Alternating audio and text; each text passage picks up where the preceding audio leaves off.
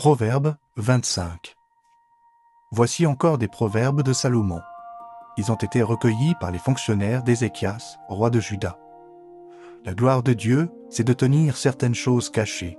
La gloire du roi, c'est de s'enquérir soigneusement des choses. Vous ne pénétrerez pas le cœur d'un roi, pas plus que vous ne pourrez mesurer la hauteur du ciel ou sonder les profondeurs de la terre. Élimine de l'argent les scories, l'orfèvre pourra le travailler pour en faire un vase. Élimine de l'entourage du roi les méchants, son autorité s'affirmera par la justice. Ne fais pas l'important devant le roi et ne te mets pas à la place des grands.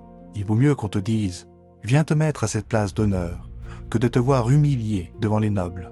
Ne te hâte pas de t'engager dans un procès. Tu t'exposerais à ne plus savoir quoi faire par la suite si quelqu'un d'autre te confondait. Plaide ta cause contre ton prochain, mais ne va pas révéler les confidences d'un autre, sinon il pourrait l'apprendre et t'injurier, sans que tu puisses rattraper tes propos. Des paroles prononcées bien à propos sont comme des pommes d'or avec des ciselures d'argent. Un avertissement donné par une personne sage et reçu d'une oreille attentive est comme un anneau d'or et une parure d'or fin.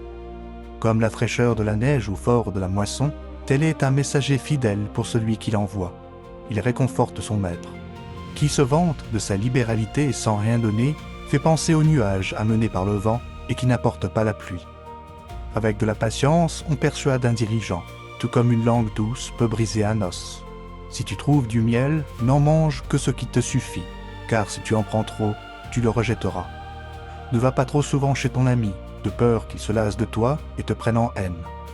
L'homme qui porte un faux témoignage contre son prochain est comme une massue, une épée et une flèche acérée. Se fier à un homme déloyal au jour du malheur, c'est comme se fier à une dent branlante ou à un pied chancelant. Entonner des chansons pour une personne affligée, c'est comme lui enlever son habit par un jour de froid ou verser du vinaigre sur du salpêtre. Si ton ennemi a faim, donne-lui à manger. S'il a soif, donne-lui à boire. Ce sera comme si tu lui mettais des charbons ardents sous sa tête, et l'Éternel te le rendra. Une langue dissimulatrice engendre des visages irrités, aussi sûrement que le vent du nord enfante la pluie. Mieux vaut habiter dans un coin sur un toit qu'en terrasse que de partager la maison d'une femme querelleuse. Une bonne nouvelle venant d'un pays lointain fait du bien, comme de l'eau fraîche à une personne altérée. Un juste qui se laisse ébranler devant le méchant est comme une source aux eaux troubles ou une fontaine polluée. Il n'est pas bon de manger beaucoup de miel, mais étudier des choses importantes, voilà ce qui est important.